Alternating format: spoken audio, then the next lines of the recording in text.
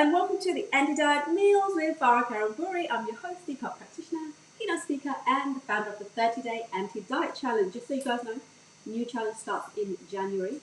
I'm going to give you the date. I'm going to start talking about the new challenge and what is it going to be all about for the new year. In the meantime, today, my food's already in the oven. Reason being, I wanted you to chat to me rather than actually look at the food, but I'm going to show you how it's done. Super quick, this food today. It's chicken drumsticks with, let's actually share this as well if I can. Chicken drumsticks with roasted carrots and roast potatoes. Super simple basically.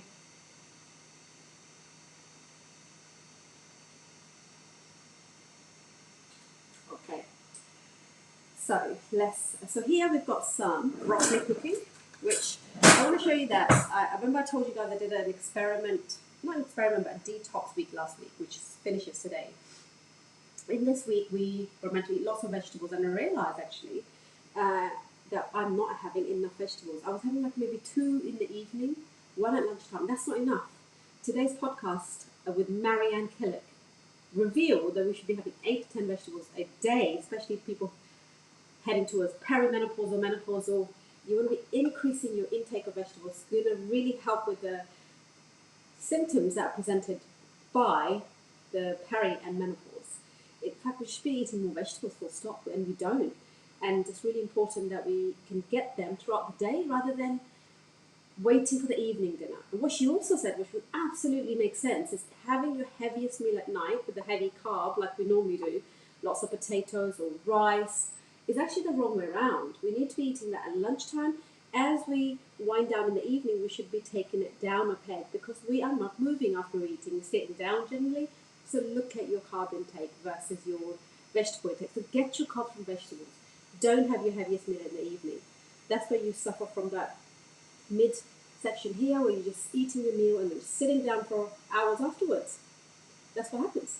So we've got, as a result of the detox week, the vegetables have increased. If you follow my page, I would have put a massive photo of my vegetables for the week, which I shopped on Saturday. It's all on my dining table, and I'll pop the photo on there just to show you that I've actually doubled the vegetable intake. Plus, I got some comments about the packaging, which I completely know, and I am ordering my vegetables this week from Molly's Pantry just to see how it is. Plus, there's no packaging; it comes in a cardboard box, which obviously I think you give back. Go to collect them all. So we are having 3 vegetables today. We're having broccoli, which is just cooking in here. I think it's done. We've got roasted carrots. Potatoes are not vegetables. They are vegetables, but they're not the vegetable tournament. They're starch-based vegetables. And then we've got Brussels sprouts. You guessed it. While they're in season, why not have it? Okay, so I'm going to show you this one tray bake, super fast, done easily, especially people with the families. You can cook this easily. Okay, so we've got just chicken drumsticks.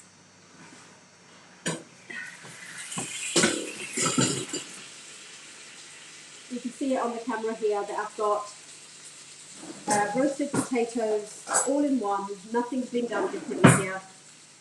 Just gathering that little bit of the sauce that I've created, put it on the chicken to keep the chicken moist. You can also cover the chicken and cook it if you want the things to be softer. I don't like it that soft, so I'll keep it like this. And then once I place my chicken, my washed potatoes, and my washed carrots and onions and garlic, I then pop sort of salt, a little bit of olive oil on potatoes and the carrots, and then any spices that you like. I don't like to put lots of spices when I'm doing a dinner like this because you don't want to change the flavour really. Just going to keep the same thing. So just make sure that halfway through cooking that you are mixing and turning, that we're gently turning, so we don't break the chicken down or anything like that. Also, keeping the vegetables nice and chunky in the oven is better, especially when you're doing ones. So, like, I think I've gone too thin on my carrots. I should have kept them a bit more.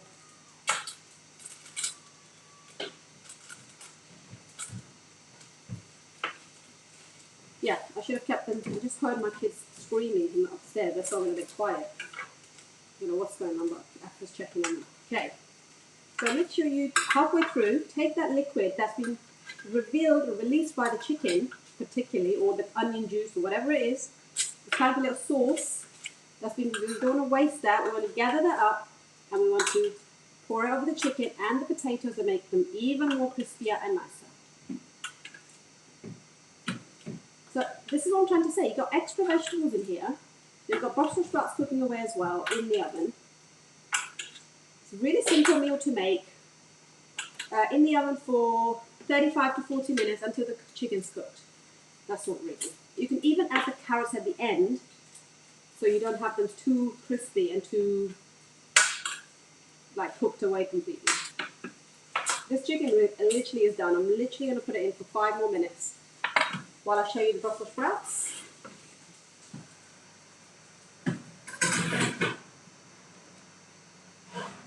And I've put it on 220. This is hot. Oh! Got like my eyebrows going in. My eyelashes. And here we have my favourite Brussels sprouts. Again, done with, this one is done with salt, a little bit of olive oil and paprika, I think I put it in. I washed them. I kind of soak them in water, let all the debris out after I've chopped them. And then I'm going to just put the spare ones in the fridge for my lunch tomorrow.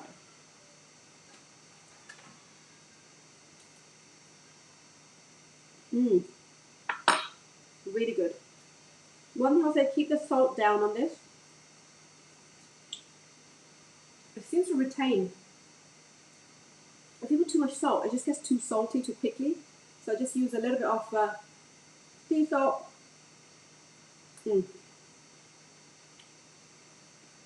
I'm amazed at my own behavior at vegetables. Love them. I'm going to actually add a little lemon juice to this today. Could have done some tomatoes here, by the way, as well. They would have been quite nice. Roasted tomatoes. So this is done. This does not need to go back in. Lemon juice just gives a little bit more vitamin C. And also, I like tangy. Love tangy. I was brought up eating tangy stuff. Tamarind. Like, I love the tamarind in a box.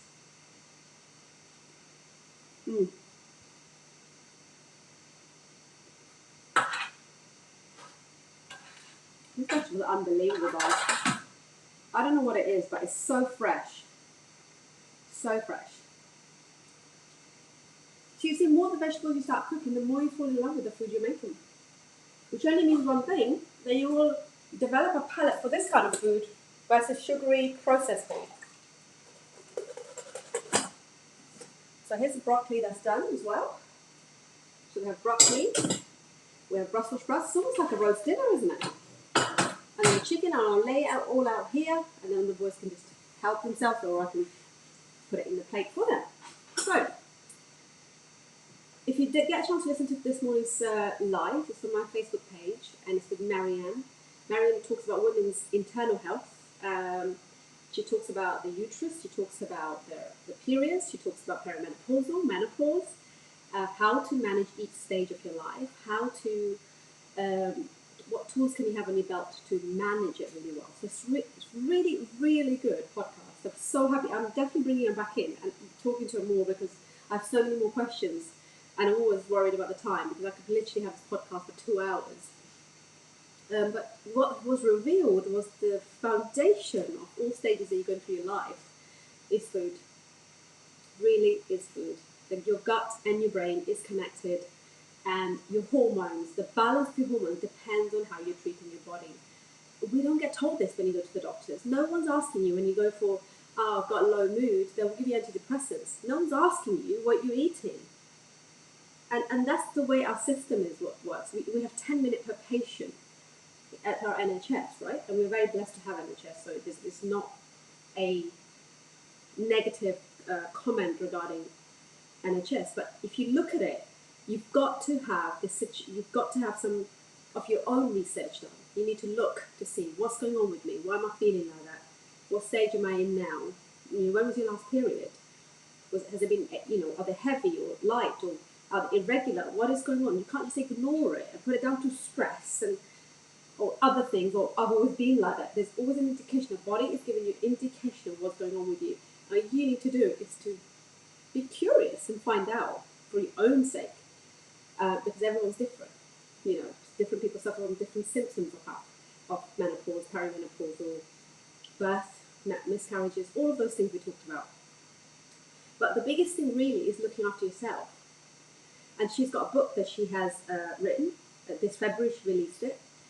And the book is called, I don't quite know, but it says something like, do not, I just literally slipped out of my mind. If you go on my Facebook page, it's there. Almost like a busy woman's guide to surviving, thriving, not surviving.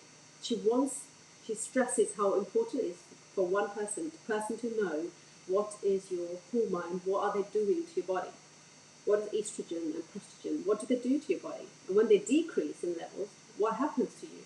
But if you're going into something knowing what's coming, how much better is that? A lot better, isn't it? Than just you're not in the dark because you don't want to face it. Or you don't want to know. You think it's going to go away. It usually doesn't go away. It gets stronger, some of those symptoms. You know, we talk about alcohol and the sugar insulin and the insulin and inflammation in your body. So it's a great episode. Please go listen to it. And it's going to be on podcast on Sunday. So you can listen to it there as well. Right, we are going to check on our chicken. I think the dinner in this household is ready to go. Ooh. Yeah, I'm quite happy with that. So that went in just after 4:30. So 4:40 it went in. And here's a beautiful tray of food for the family. Right, check the potatoes. Look how soft they are. Perfect. Don't have to cook them separately. None of this drama. Check the chicken. Obviously, the biggest thing you want to do is to check the chicken, because we want to make sure the clear waters are running out. So let me show you. Clear juice is running out there, which is fine.